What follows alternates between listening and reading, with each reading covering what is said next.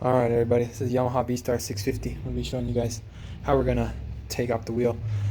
So to take off the rear wheel, you really only need one jack. This is a motorcycle scissor jack. It's like Sagaway, cost me about 65 bucks. Just jack it up right there. Don't jack it up over here or else you mess up there. Oil pan, it's right there. See where I have it? Yeah, I just jacked it up right there. It's in first gear right now, so it doesn't roll back on me. My brother just got here. And then once you got jacked up, I'm going to take off this guy. We're going to loosen him. And you'll see that right here, about 3/4. We'll go ahead and loosen it. So I just loosened it, not that far off.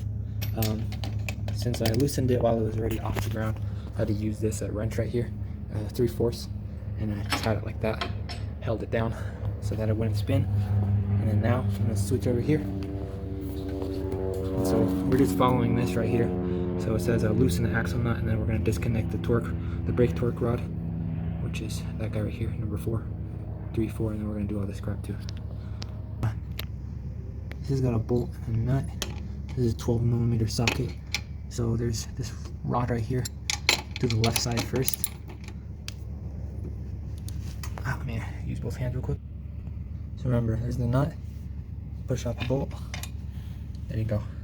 And then just for safekeeping, I'd recommend just, I don't know if you can see, but I'm going to screw it back on. Just so nothing gets lost and I don't cross thread the other one. And then this thing, I'll probably just loosen this one so that this can just drop down. I don't have to take it off. Okay, so I loosened it, so now it's just kind of dangling. I could tighten it up here, but I'm thinking that it might obstruct when I'm trying to take off the wheel, but I'm going to leave it like this for now and decide later if I want to take it off. So the next step is to remove this guy, the adjusting nut. Okay, so I'm just using a wrench, using the 1/2 inch side. And then I'm just going to put it on there. And then it's lefty loosey. And then I'm just going to take that off. Take it out. It might be the hardest part, because this gets pretty stuck in there, but you just kind of have, so since this thing now rotates, you kind of rotate it as far as you can, and then you kind of pull on it this way. See, I'm pulling it that way, and then that's how you kind of force it out. You probably want to use both hands to kind of get that spring back, so then you can take it out. Oh, I got my glove and stuff. Okay, but now that that's out, take out the spring. You could put it in either way, but I'm going to note which way it goes in, so I took it out this way, and so I'm going to put it in back that way. And then this thing comes out from in between. See, like that. And it has 2 holes on each side so that the brake rod, this thing, can go through. And that can go either way too, but I'm going to make sure I put it back in the same way. Now, after that's all done, I'm going to take off this is the transfer gear stuff. It comes from right here. Rear drive shaft, basically. We're going to take out these guys. They got 10 on them, but I got 9/16. Okay, so I basically just gave it one good turn so it untightened, and then the rest you can hand screw out. Make sure every single one of these has like a black washer on them. So yeah, so now I'm going to take all these off. Okay, so I didn't show the process of taking it out, but basically you lift up the tire enough, you'll pull it out, get it on these notches, and then you can drop it onto the ground, and the final drive shaft will still be in, it'll still be like on here, hanging on here, right here, and then you can take off the shaft. You just kind of got to wiggle it off, just wiggle it off, and then also this guy will come off. Yeah, and then one thing I forgot to mention is on the left side, I actually took off that bolt, the axle nut, completely off. This guy comes with a washer as well. Took that completely off you have to take that off in order to take off both of these guys. And then for this guy, it's got that spacer and this washer, right? So I think I'm gonna clean this off. This is really dirty actually. I might take off the brakes, might not. Clean with some brake cleaner and clean those off. And then we're gonna lube the splines. We're gonna lube these splines. Gotta lube that guy too. I saw some lube on there. I was like, we'll lube these ones as well. I don't know. And then we gotta lube, I believe 3 splines inside of here. So we gotta take this off. Also, I'd make sure that you keep it like this at all times, that you're not flipping it over and stuff. I'm gonna be using a 14mm to take this off. Okay, so I got all of them off, and then I put them in order. Make sure the washer is the complete flat side. goes like that. This is the complete flat side. Okay, so once you take it off, these are the splines. This rubber boot might come off, mine didn't, but that's no biggie. We're just gonna put the Moly paste inside of there. Here's the Moly paste that I'm gonna be using, LB8012. There's the part number. The part numbers can be different. That one, I think one's like 5481 something, but as long as it's LB8012, you're good. As long as it's over 60% Moly paste, we're chilling. Then there's like this middle divider thing that connects them. I cleaned the outside off. The middle part, as you can see, there's like a middle part where you can see the rubber boot doesn't touch right here. This was lubed up in the middle right here. So I'm gonna do the same that I just found, how I found it. Lube right here, lube inside of there, and lube inside of here, and then lube on the outside right here, and then also on the inside. Also forgot to add, there's a little spring that goes in this right there. Just also lubed up. It's also lubed up inside of here and on the outside. Now it's time to lube it up. I'm gonna be using this to lube it up inside of here on this side. Okay, so what I did is I used the end of that and kind of stuck it in each line, one by one, and also put some end on right here. And I left the old lube grease that was inside of there already because there was already an excess amount in there. So I thought it should be good, at least for now. And I'm not even sure if I'm supposed to put some in there, so it's just, I was being cautious. I did put some in there, just a little light coat, not too much. And then I'm gonna make sure to put a lot in here, a lot more than I put in there, because this is gonna go on both sides. It goes in on both of these, so as long as I have some in here, there's gonna be some on both of there. Okay, so this is what we got so far. I applied so on this side, there was also a lube on top, so that's what I've done. Lube the top, lube inside, generously. Also on this side, pretty good, generously, and then also just in the middle. And you can see that this left side is longer than the right side, because on this side it goes longer, the boot covers it longer, so make sure that the longer side goes in on this side and the shorter side goes on that side. And then these ends are pretty clean, and then I've lubed this up decently generously. It was pretty dry before, so now it's definitely got some on, and I'm just gonna plug and play everything like it was. And reminder, I just used that really. That side is in, and it is lubed up pretty good. Now it is time to put it in this side. Okay, so I have it like this, and I believe it's not going all the way in because of the spring, so we're just gonna have to get those bolts on, tighten it down.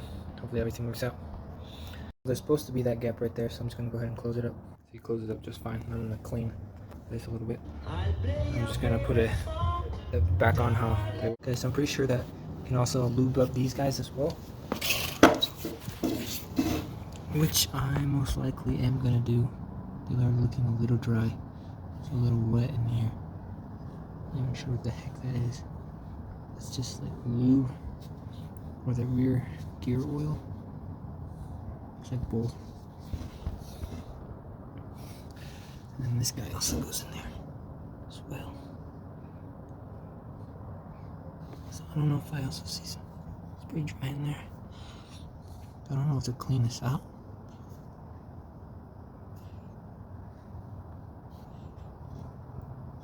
Seems to be lube in here. Okay, so from what I've seen, I do need to lube these right here. I'm not sure about inside right here. But I do believe it's gonna get a little, because it's, you know, it falls down from right there naturally. So I'm gonna tighten up these ones. Let me check the torque on them. The torque for these ones is 30 foot-pounds. Which is why they were super tight, honestly. So I've got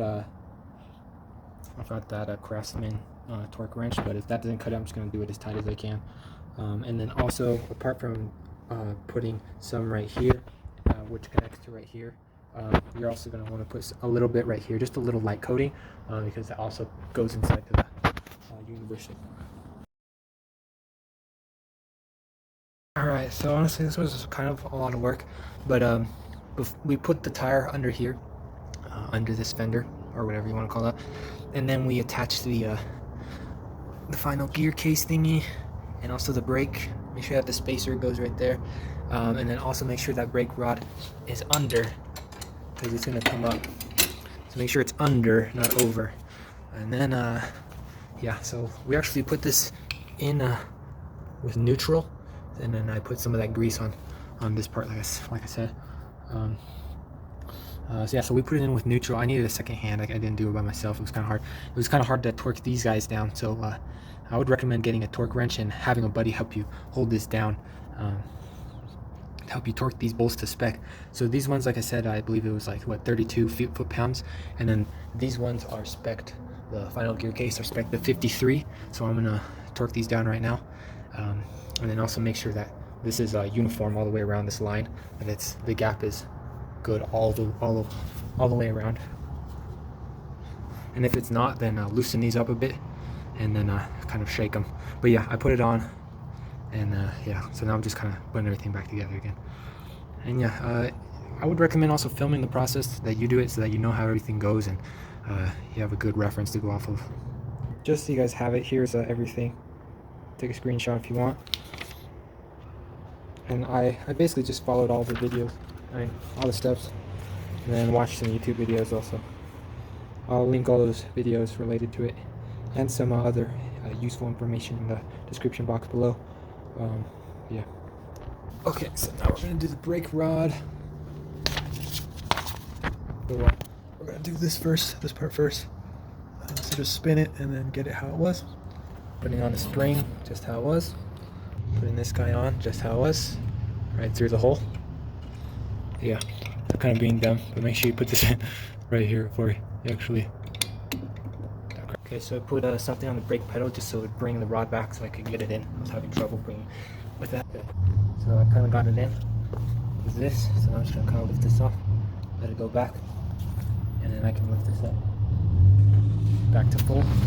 So now it's like this. Perfect. Now I can put that knot back on.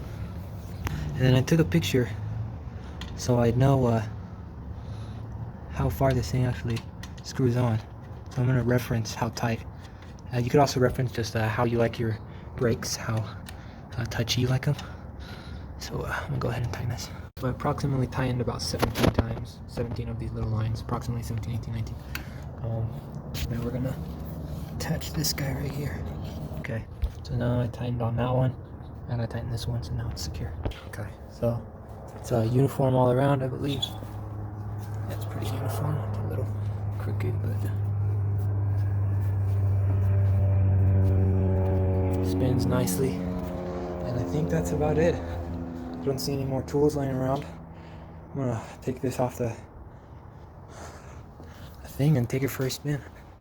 Alright, so I forgot to torque down the final axle bolt. We're gonna look at the specs on that. And the specs is for the axle nut. Axle nut, 66 foot-pounds. I'm gonna go ahead and clean up. I'm gonna use that wrench on this side and then see how we got the thing in. I'm gonna wrench this guy so he doesn't move and then tighten that down 66 foot-pounds. Alright, that's it. I'm gonna take it for a ride, make sure everything's good. Neighborhood ride first, to ensure that nothing goes wrong.